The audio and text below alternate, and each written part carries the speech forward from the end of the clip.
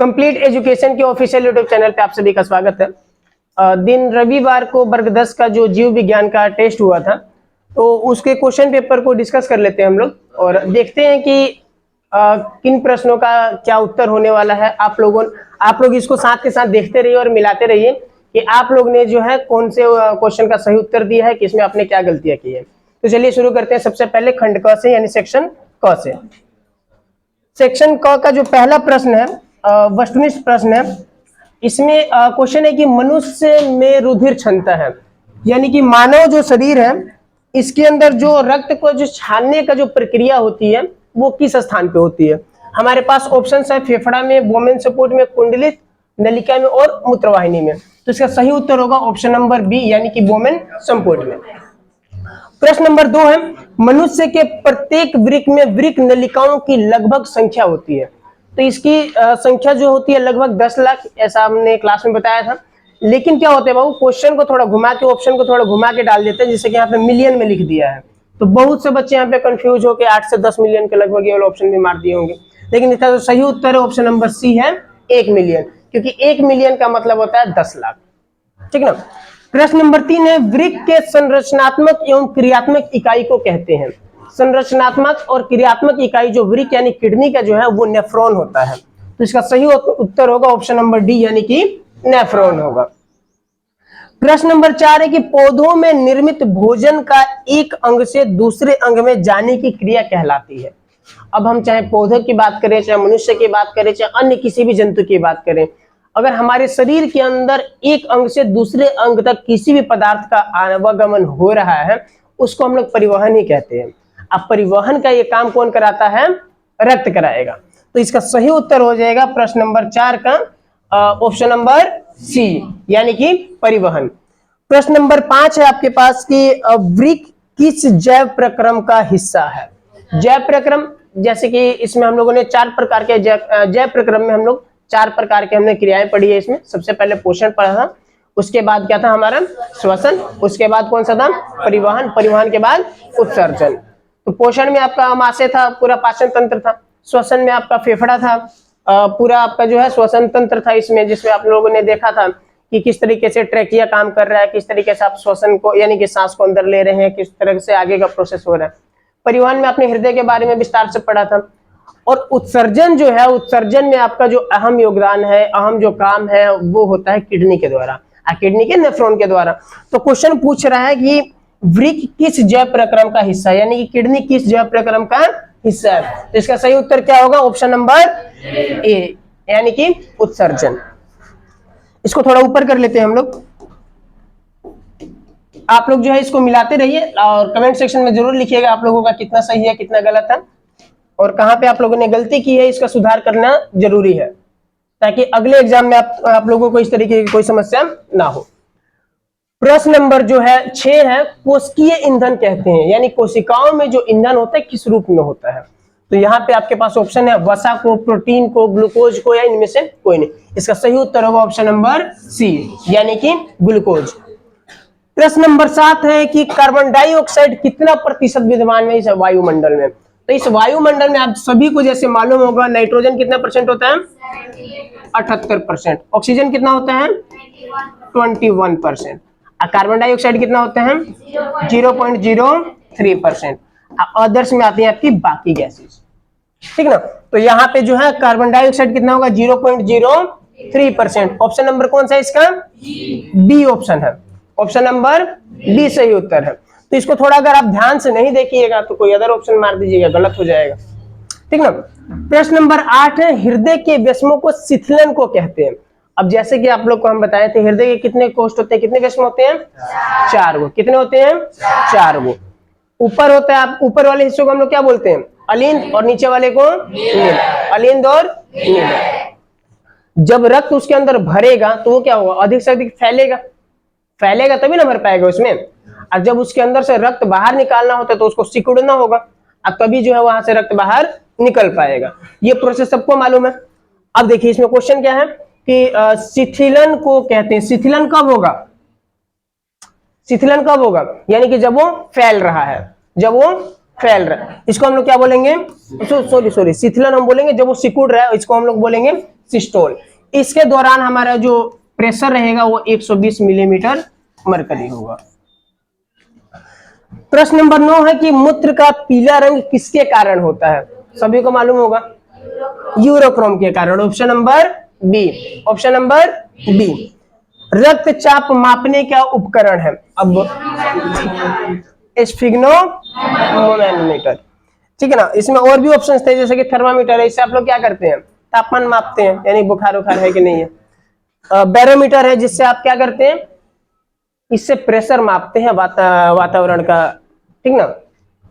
Atmospheric pressure को मापने के लिए बैरोमीटर का उपयोग किया जाता है।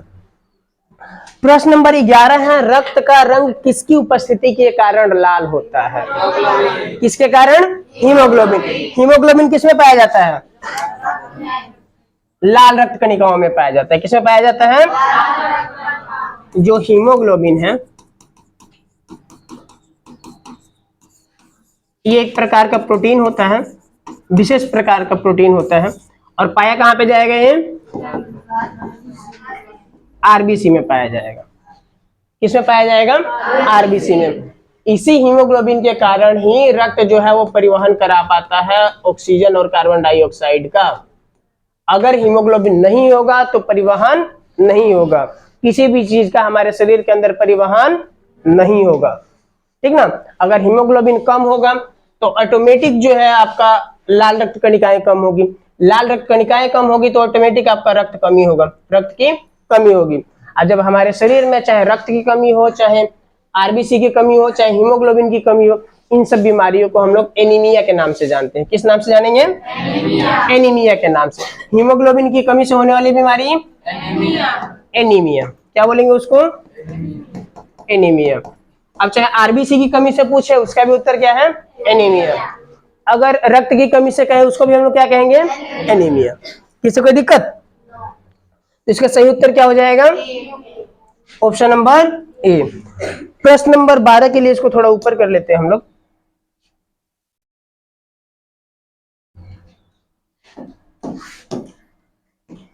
प्रश्न नंबर 12 है कि पौधों के बाहरी वायवीय भागों द्वारा जलवाष्प के निकलने की क्रिया कहलाती है।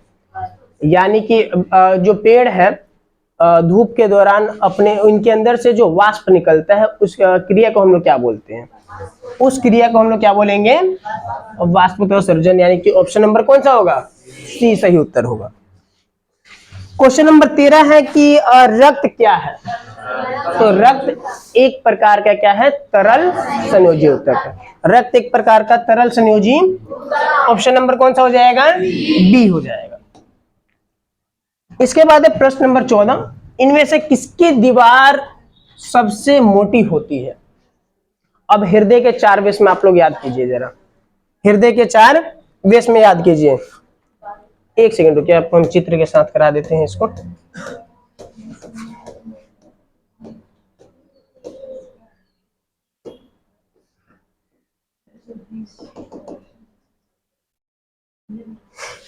ये आपका मानव हृदय है। अब इसके जो दीवारें हैं, क्वेश्चन यही है कि इसकी दीवार किस तरफ अधिक चौड़ी होती है?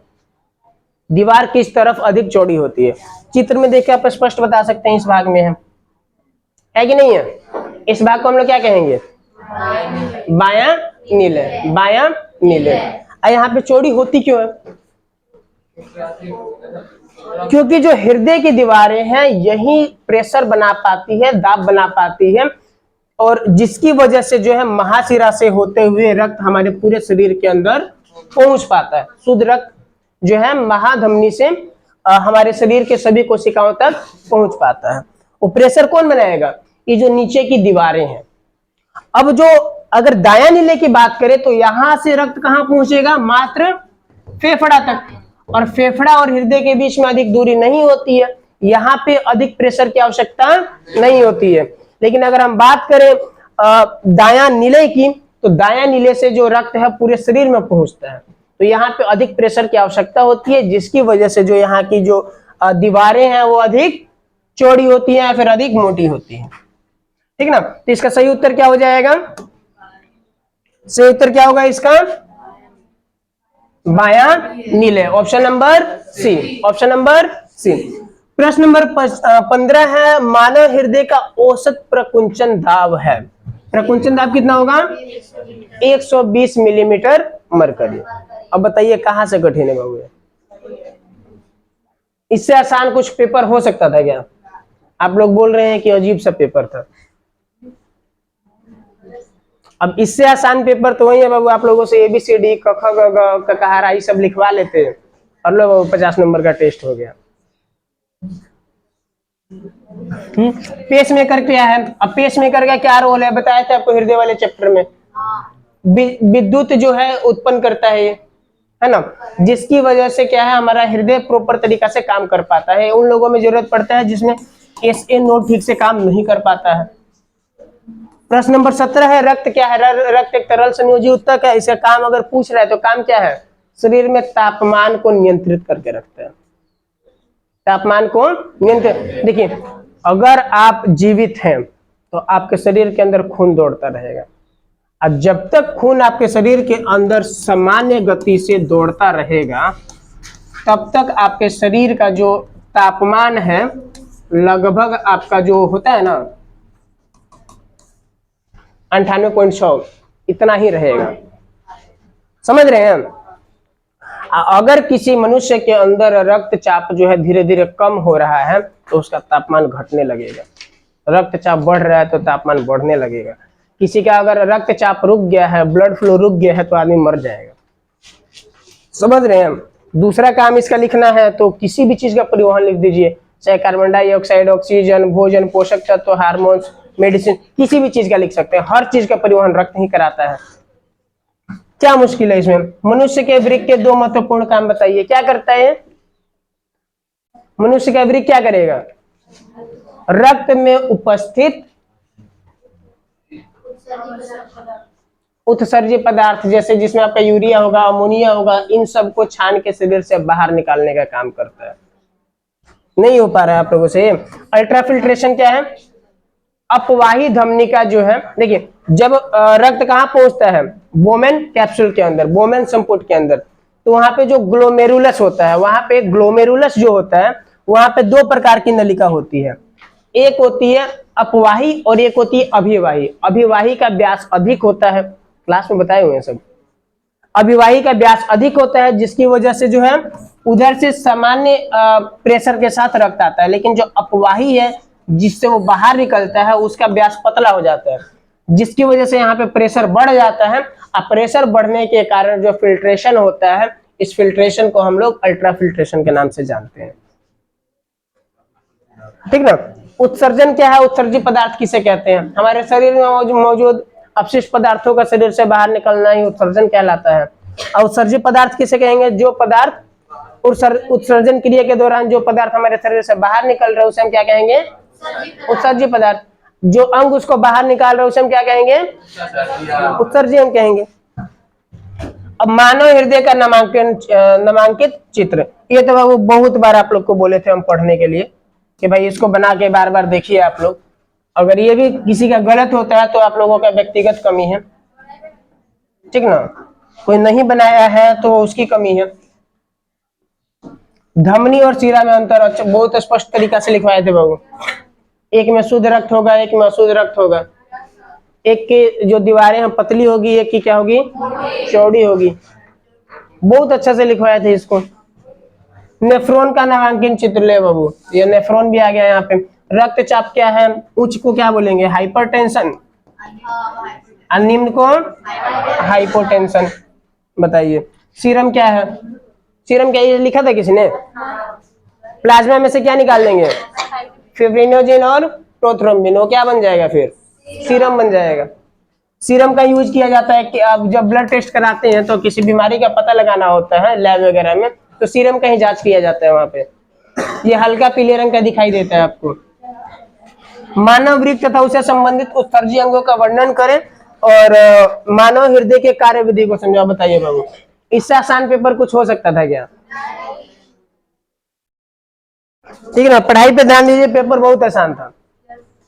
उम्मीद करते हैं अगली बार आप लोग जो है बेहतर अपना प्रदर्शन दीजिएगा अब बाकी जब ये जांच होके मिलेगा तो आप लोग को दिख जाएगा इसमें आप लोगों ने कहाँ कहाँ क्या गलतियां की है। ऐसी गलती आप लोग दोबारा मत दोहराइएगा, ठीक ना बाबू। बाकी अगली क्लास में पढ़ेंगे, ठीक ना। तो इस वीडियो में यहीं तक अलविदा कहते हैं। और इन पंक्तियों के साथ की एक बार आप हमसे जुड़कर देखिए, आपको मुड़कर देखना नहीं पड़ेगा। बंद कर दो बाबू वीडियो। कंप्लीट बेस्ट है इसीलिए